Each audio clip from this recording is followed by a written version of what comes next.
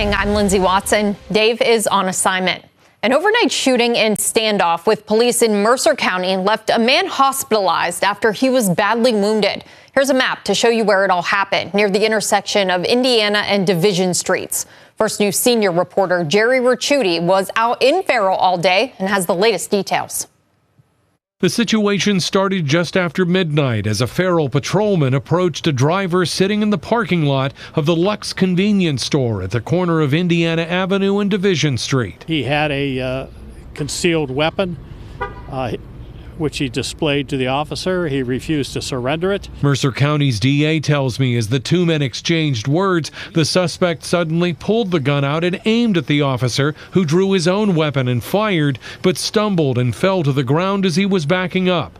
The suspect then got out of his car and was walking toward the officer when a third person carrying a handgun of his own came on the scene. Came out and shot the suspect, apparently saving the life of the police officer. But Acker says even then, as the suspect lay on the ground wounded, he wouldn't give up. He had the weapon on his chest. It was believed to still be loaded. He refused multiple commands to push it away. That prompted a call for the county's critical incident team, which managed to apprehend the suspect, who was first taken to UPMC in Farrell before being flown to Mercy Health in Youngstown with what were said to be life-threatening wounds.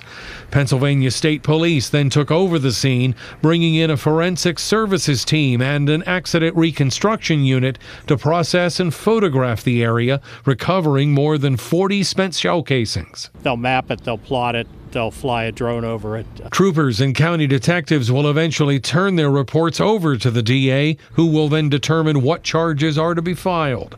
Acker believes a preliminary report could be ready in a couple weeks. In Farrell, Jerry Ricciuti, WKBN 27 First News. Hi everyone, I'm Lindsay Watson. Thanks for watching the WKBN 27 First News YouTube channel. If you want more video news, subscribe to our channel. And don't forget to download the WKBN 27 First News app for breaking news alerts.